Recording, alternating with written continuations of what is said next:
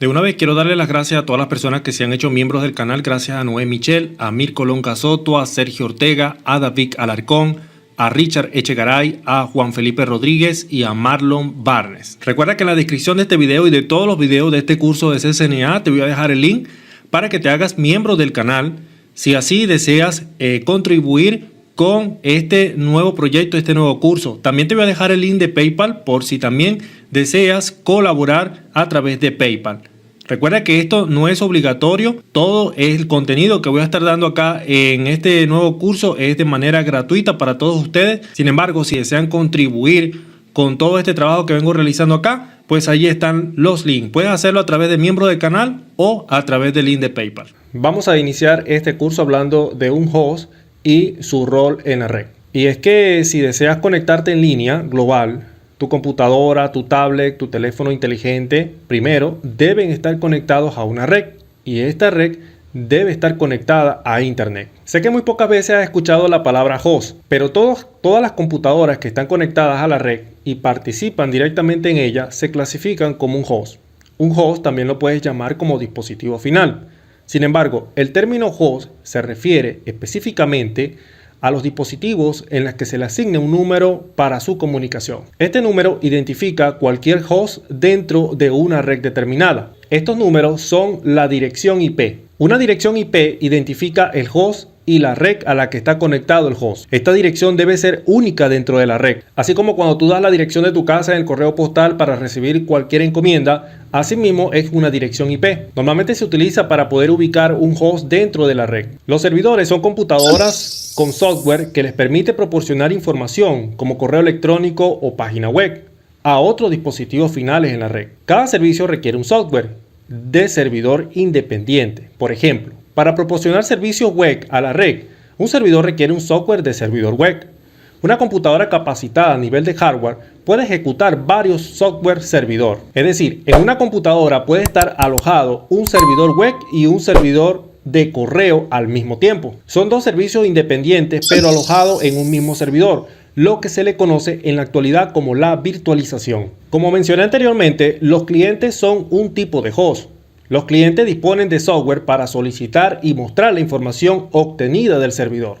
Es decir, los clientes usan software cliente que les permite obtener la información de un servidor. Cuando yo te menciono la palabra cliente en términos de redes, esto normalmente no se refiere a una persona. Porque si nos ponemos a analizar quién está conectado a la red, es el host. Quien recibe la dirección IP es el host. Es por esta razón que cuando hacemos el cálculo de direccionamiento y subneteo, nunca lo hacemos contando a las personas que están dentro de la red, sino los dispositivos host que están conectados a la red.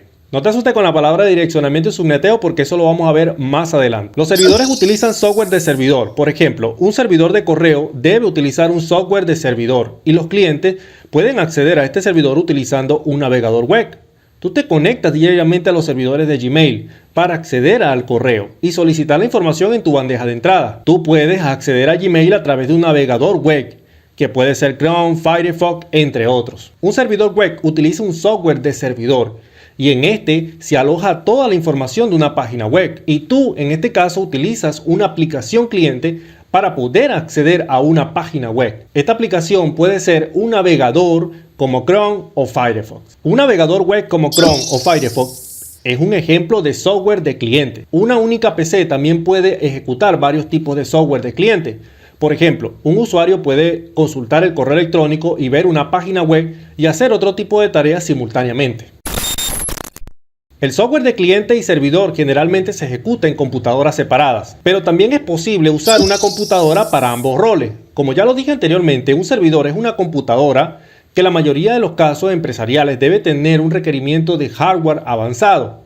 Todo depende del nivel de solicitudes que se hacen al servidor. En pequeñas empresas y hogares, muchas computadoras funcionan como un servidor y como un cliente a la vez. Este tipo de red se denomina red entre pares. Si tienes en tu computadora actualmente un servidor de correo u otro servidor instalado, por ejemplo, en una máquina virtual, y esta misma computadora la usa también como cliente para acceder a la red, estás en presencia de una red entre pares. Las cosas buenas en una red entre pares es que es fácil de configurar, menos compleja, tiene un menor costo porque no se usan dispositivos de red de alto nivel. Se pueden utilizar para aplicaciones sencillas. Las cosas malas de una red entre pares es que la administración no es centralizada. No son seguras, no son escalables. Todos los dispositivos pueden funcionar como cliente y como servidor. Un dispositivo final es un equipo donde inicia y finaliza una conexión. Un dispositivo final es con el que estás más relacionado. Estos dispositivos pueden ser computadoras, pueden ser teléfonos IP, pueden ser laptops, impresoras, servidores. También el dispositivo final es lo que normalmente conocemos como un host.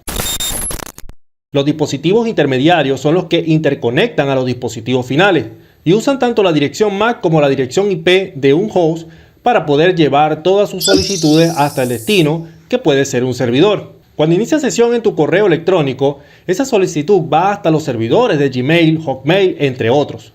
Dicha solicitud es conmutada y enrutada por dispositivos intermediarios. Un dispositivo intermediario puede regenerar y retransmitir señales de comunicación, conservar información acerca de las rutas que existen a través de la red, notificar a otros dispositivos de errores y la falla de comunicación, dirigir los datos a lo largo de la ruta alternativa cuando hay una falla, clasificar y dirigir mensajes de acuerdo a las prioridades, permite y deniega el flujo de datos de acuerdo a los parámetros de seguridad. ¿Por qué normalmente los dispositivos intermediarios regeneran y retransmiten una señal de comunicación?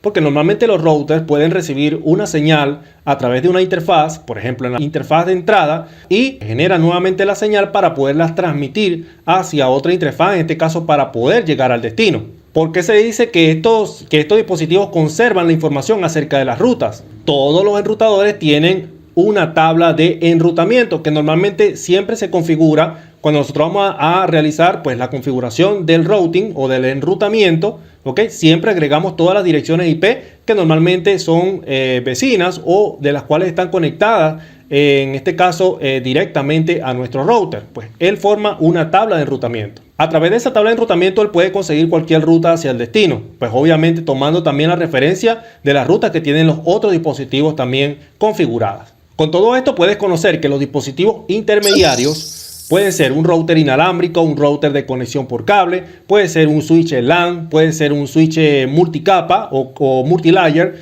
y también puede ser un firewall. Esos son los dispositivos intermediarios. Los medios de red son el canal de comunicación por el cual viaja todo el tráfico de la red, desde el origen hasta el destino. Podemos ver redes que están conectadas por hilos metálicos dentro de cables. En este medio los datos se codifican en pulsos eléctricos. Normalmente cuando te hablan de la codificación, pues es la tecnología o es la forma en cómo se codifica la información.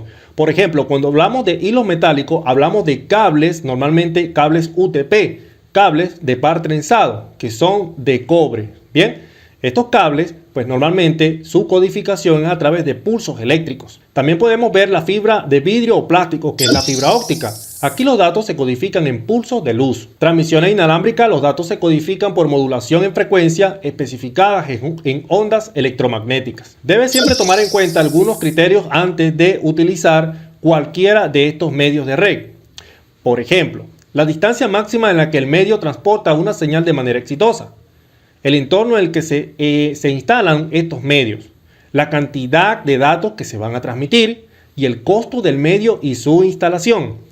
Todos los medios no son adecuados para un mismo propósito. Por ejemplo, si deseas conectar dos edificios distanciados por más de 500 metros, no vas a utilizar un cable de cobre UTP, ya que este presenta atenuación de la señal a 100 metros.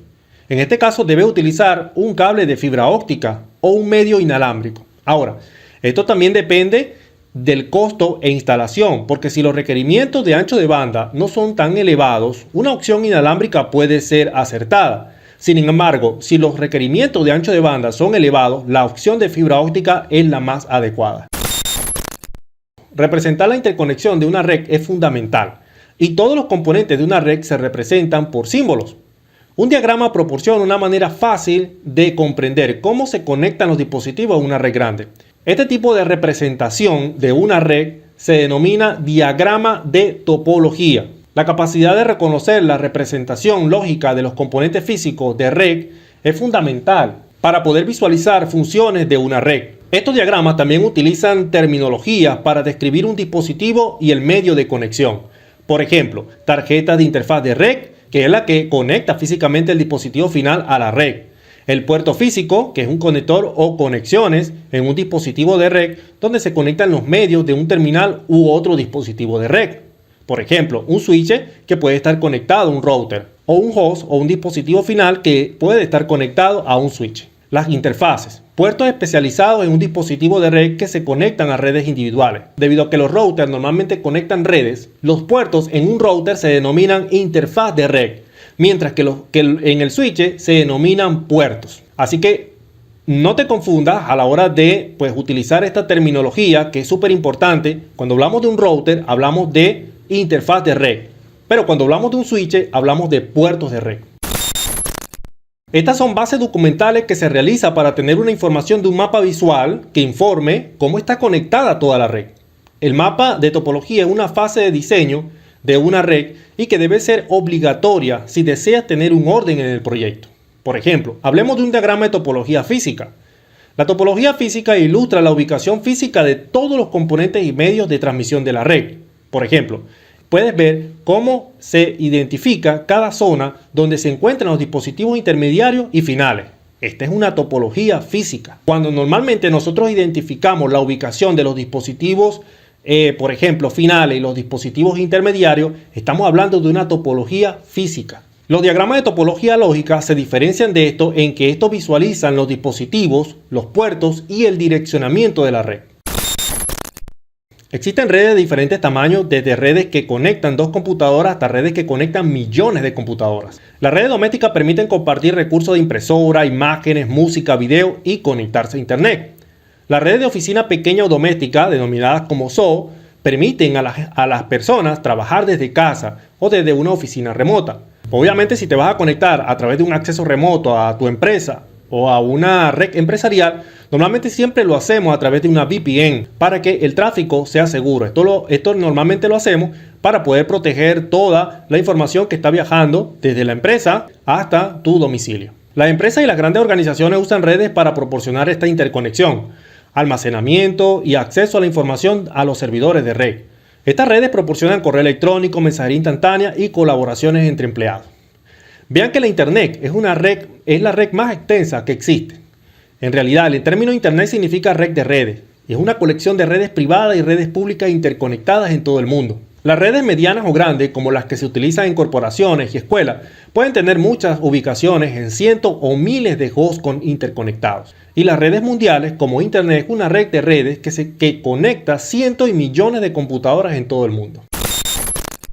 Para que una red sea considerada LAN o WAN, deben tomar en consideración algunos términos. Por ejemplo, el tamaño del área que abarca, la cantidad de usuarios conectados, la cantidad y los tipos de servicios disponibles. Ahora, ¿por qué se toma en cuenta el tamaño del área que abarca? Porque una LAN es una infraestructura de red que proporciona acceso a usuarios y dispositivos finales en un área geográfica pequeña. Normalmente una LAN se utiliza en un departamento dentro de una empresa o en un hogar o en una red de pequeñas empresas. La cantidad de usuarios es otro término que marca la diferencia entre estas dos redes, ya que la red LAN, como se dijo, cubre un área geográfica pequeña, mientras que la WAN conecta todas las LAN. Se diferencian también en los tipos de servicios, ya que los servicios de acceso proporcionados por una red LAN son diferentes a los que proporciona una red WAN. Además, debemos mencionar también el tipo de medio que se utiliza en la WAN. En muchos casos es de fibra óptica monomodo. Por otro lado, una WAN es una infraestructura de red que proporciona acceso a otras redes en un área geográfica amplia, que generalmente es propiedad y está administrada por una corporación más grande o un proveedor de servicios de telecomunicaciones. Por ejemplo, diferentes proveedores de servicios que conectan todo un país y que estos a su vez se conectan a nodos de fibra óptica transoceánica y que éstas interconectan continentes y que sirve como transporte de datos. Ahora, debes tener claro que los proveedores de servicios de Internet solo aportan la conectividad, crean las rutas para que los datos puedan ser transportados hacia su destino. Otra cosa que podemos resaltar de las redes de área local es que por lo general la administración de la LAN está a cargo de una única organización o persona. El control administrativo se aplica a nivel de red y rige las políticas de seguridad y el control de acceso. Las LAN también proporcionan ancho de banda de alta velocidad a dispositivos finales internos y dispositivos intermediarios. Mientras que las WAN generalmente son administradas por proveedores de servicio o proveedores de servicio de Internet. Estas redes WAN pueden conectar ciudades, estados, provincias, países o continentes y proporcionan enlaces de velocidad más lentos que las redes LAN. Ese fue todo por el capítulo de hoy. Estamos empezando este curso de SSNA. Nos vemos en el próximo capítulo. Chao.